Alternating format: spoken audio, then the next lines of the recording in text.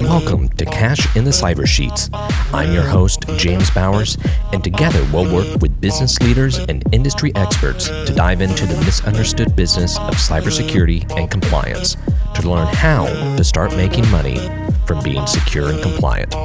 Welcome to Cash in the Cyber Sheets.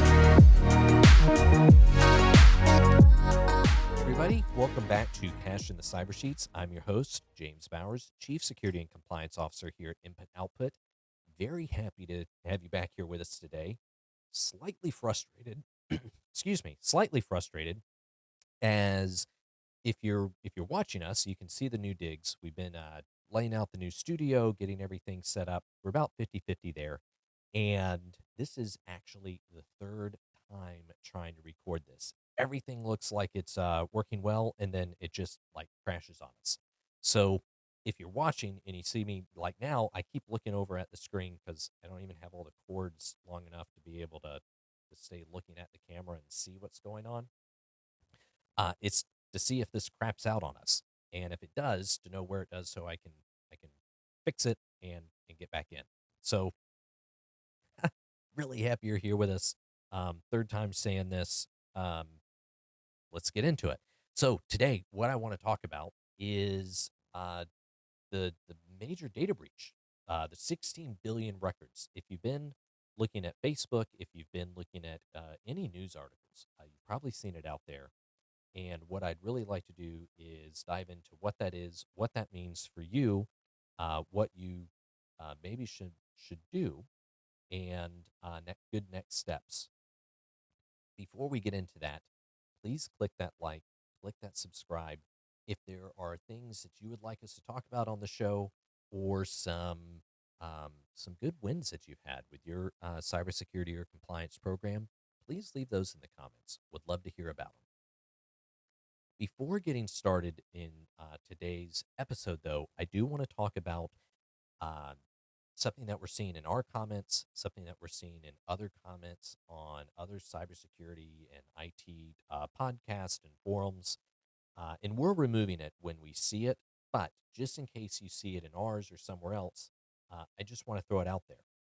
Is a scam going around that basically says in the comments, hey, listen to the show, great episode, which is a really great comment, by the way. Would love more of those. Love the show, and this is a bit off topic, but I'm having trouble with my crypto wallet. Here's my seed phrase. I was wondering if you could help me. Now, if you take that phrase and you put that into your crypto wallet, it's going to give that person access to your account. So don't do it. Again, we're removing these whenever we see them, but in case you see it on our platform before we can remove it, or you see it somewhere else, don't put that into your wallet. And if you've got the itchies, you feel like you just have to, whatever you do, please use a burner account. Don't say I didn't warn you, but honestly, don't do it. It's a scam. Nobody's out there giving free money. Never happens. Okay. With that said, let's dive into, for the third time, first time for you, third time for me, talking about this big data breach. Now, you've probably seen on social media, on the news, that there were 16 billion records accessed, that it's from Apple, Facebook, and Google. I want to clear, with the limited information that there is, there's at least enough to know that this wasn't a data breach of a single company. It wasn't Apple, Facebook, and Google, even though there are some apparently Apple, Facebook, and Google credentials in there. That's not, those companies didn't have a data breach.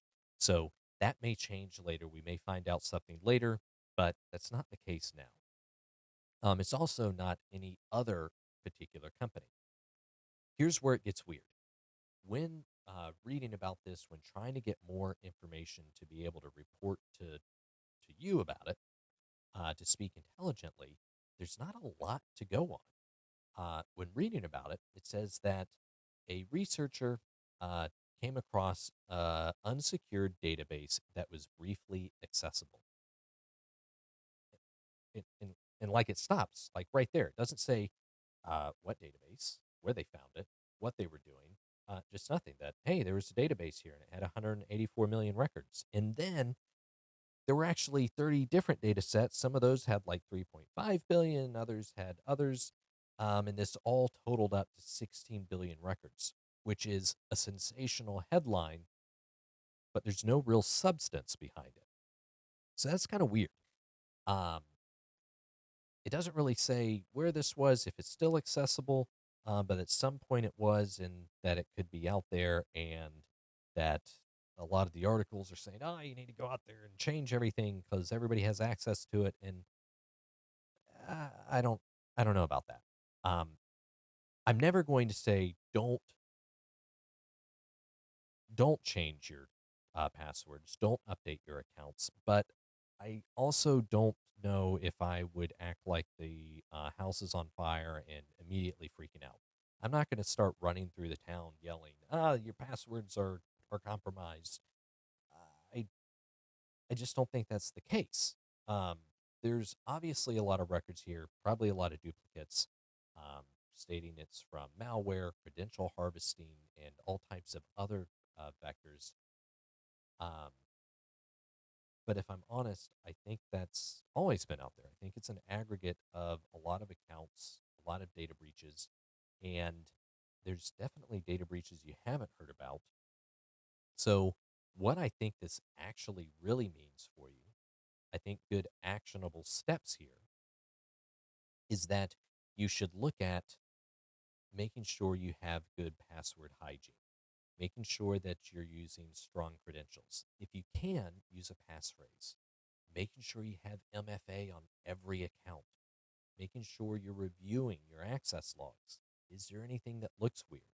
And making sure to fully sign out of accounts so you refresh those tokens when you sign back in to help prevent any type of persistent access. If you're not doing it, I think this is a great time to, one, go through and review all of at least your critical accounts. Is there anything that's weird there? Do I have MFA?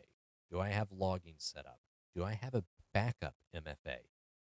What you don't want to do is get stuck using a single authenticator on your phone.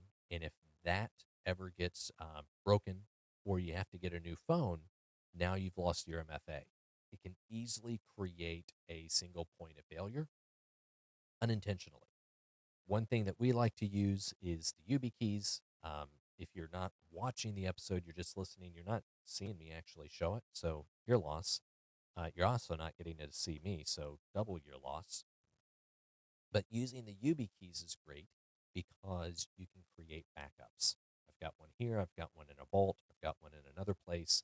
So I'm not worried about a single point of failure with the multi-factor. And if my password is compromised, you still need this bugger to be able to get into the accounts. If you can, use passphrases.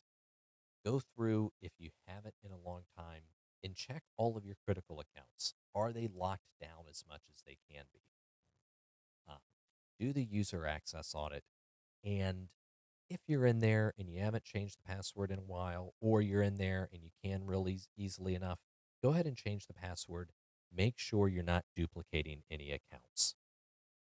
That's the advice I would give here. I don't know if I would freak out and start losing my mind over this.